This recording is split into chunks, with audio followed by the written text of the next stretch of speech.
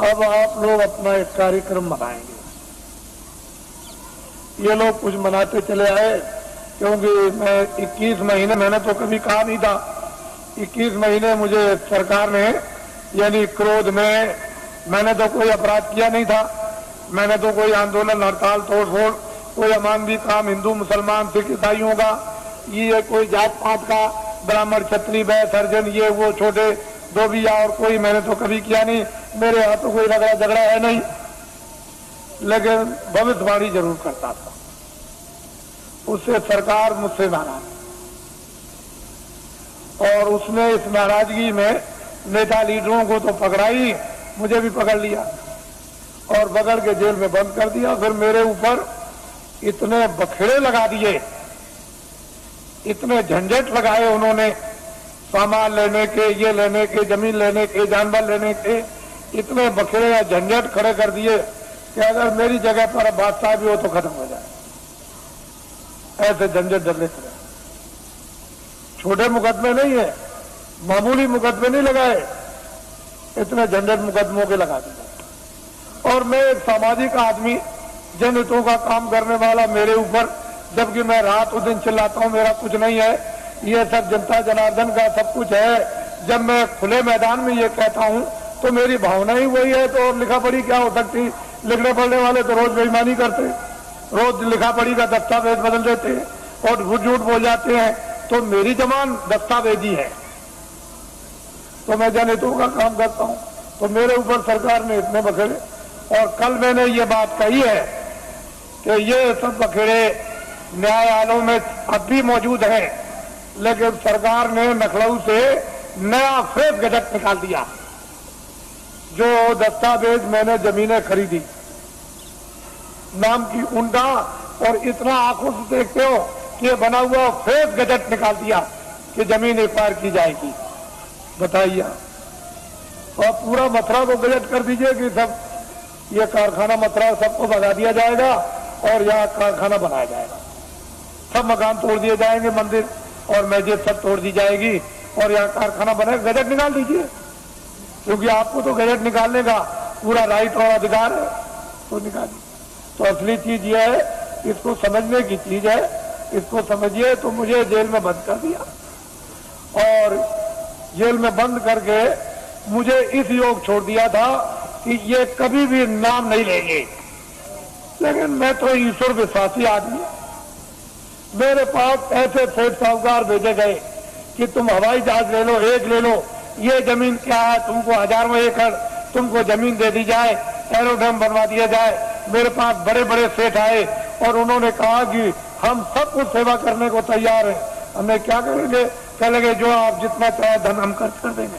तो मैंने कहा एक काम कीजिए, अयोध्या में, मथुरा में और यहाँ और हरिद्वार में और नासिक में लूले लंगड़े अंधे बहरे ये तमाम रहते हैं बेचारे गरीब, जिनके पास कपड़ा और खाना नहीं है, तो मैं बताऊंगा कि कंबल, अनाज और रोटियां और ये दवाएं, ये सब तुम ट्रक में ला दो और चलो मेरे सामने बांटो। कहने लगे ये काम नहीं हो सकता, ये काम नहीं हो सकता। तो हमने कि भाई ये काम नहीं हो सकता, तो ये भी नहीं हो सकता। क्यों कि राजद्वारे साध जन, राजाओं के दरबार में 3 लोग जाया करते हैं, राजद्वारे साधन 3 वक्त को जाए।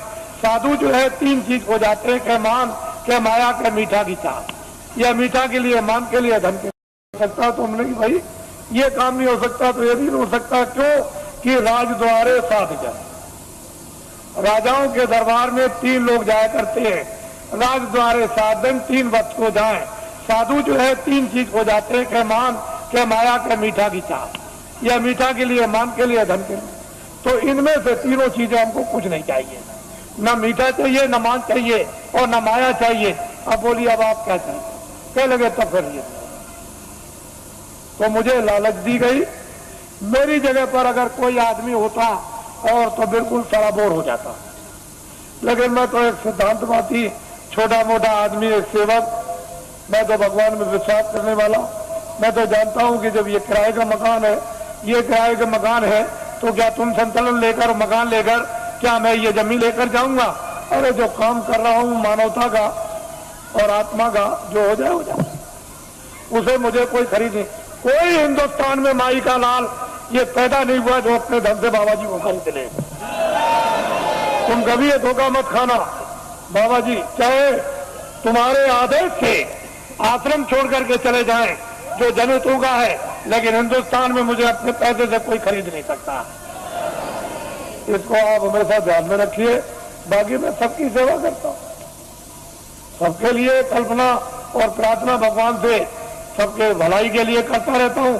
कोई भी हो जनमानुष, इसमें हिंदू मुसलमान की क्या बात, वो तो मैं करता ही रहूंगा। लेकिन कोई अगर चाहे कि भाई इस तरह से मैं खरीद लूं तो खरीद नहीं। ये मैंने इसलिए कि ये लोग इसका एक उत्सव मनाते हैं। आज 23 जनवरी है, ये 23 मार्च को मुझे जेल से, दिल्ली जेल से छोड़ा गया। तो वैसे तो कागज पर तो कहीं नहीं मिलता है कि बाबा जी ने बेड़ियां पहनी हैं, लेकिन बाबा जी को जेल में डकैत और चोरों कतलियों की तरह से बेड़ियां पहरा दी थी। जब मैं बंगलौर में भेजा गया तो वहां पूछा वहां के आईजी से और सुपरिंटेंडेंट से कि भाई हमको क्यों बेड़ियां पहराई, तो उन्होंने खुद आकर के कहा कि कागज पर तो आपका कुछ नहीं है बेड़ियों के संबंध में, क्या वहां की उत्तर प्रदेश की सरकार आपसे बहुत नाराज है। हमने कहा अब आप समझ लीजिए, नाराज इसलिए तो कि किसी तरह से हमारे बस में आ जाए। और बड़े बड़े अधिकारियों को भेजा जेल में। अरे भाई क्या करते हो, ये क्या है। जब 23 जनवरी को छोड़ दिया तो मुझे इस हालत में छोड़ा था कि बाबा जी न तो अपना धर्म उपदेश करेंगे, न कर्म उपदेश करेंगे, न बाहर जाएंगे और भाग जाएंगे, अब दोबारा नाम नहीं लेंगे। लेकिन अब तो मैंने इतना जनमत तैयार कर दिया कि किसी राजनीतिक पास और किसी धार्मिक के पास इतना जनमत देश में है ही नहीं, इतना जनमत नहीं है। जब मैं जेल के अंदर था और उस समय पर आपने कुछ समय के बाद जब अभियान छेड़ दिया था कि जेल भरो आंदोलन, और 20, 25, 30 हजार आदमी चले गए जेलों में, और वो देवियां जो अपने बच्चों को यानी आज पैदा किया बच्चे को उठा के और शोर से चली गई जेल में, और वो बेचारी जो बच्चा पैदा होने वाला जो आज ही कल में जेल में चली गई और बच्चा जेल में हुआ।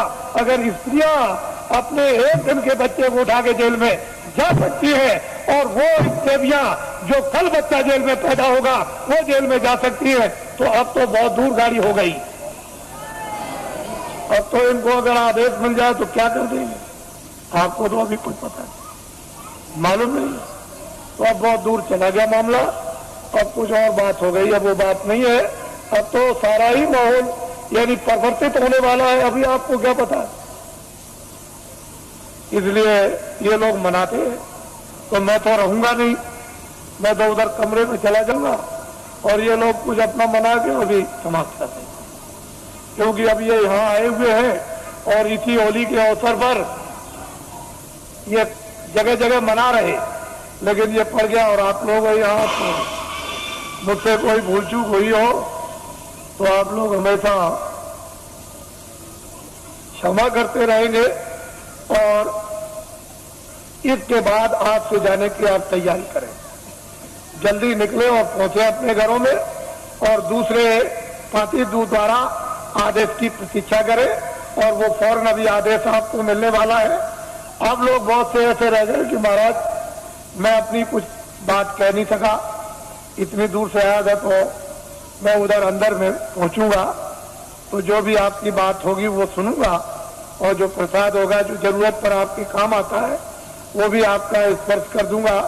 तो आपकी तकलीफ में, परेशानी में, इसमें उसमें जो एक आधार होता है मददगार का, अगर वैसे ही कह दूं तब तो आपकी समझ में आएगा नहीं, लेकिन एक आधार रहेगा कि इलायची दाना है, चीनी है, बताता है, ये चीज है, तो आप उसको रखे रहोगे और जरूरत पर काम लोगे तो उससे जब लाभ हो जाएगा तो आपको फेथ हो जाएगा, विश्वास होगा कि नहीं मालिक की दया मुझ पर भी हो रही है। तो मैं उधर बैठ के छू दूंगा, आप तो मुझसे कोई आदमी खाली जाने वाला है ही नहीं, ऐसा नहीं, जितने भी लोग हैं मिली के जाते हैं, इस पर अर्जी करा के जाते हैं, उनको ये मालूम है, तो वो कर दूंगा, वहां मिल लूंगा। और अब तो मुझे आप थोड़ा यहीं नीचे रहूंगा, आप बैठे रहेंगे, कोई खड़ा नहीं होगा, मैं यहीं अंदर ही बैठूंगा यहीं ऊपर सीढ़ियों पर, तो आप सब बैठे रहेंगे और ये भी कार्यक्रम कुछ ही मिनट में पूरा कर लीजिए आप, क्योंकि इन लोगों ने प्रार्थना की है कि आप जाइएगा नहीं, आप यहाँ अंदर बैठ जाइए, मैं अपना काम कर लूं, तो वो अपना काम अभी हुआ जाता है।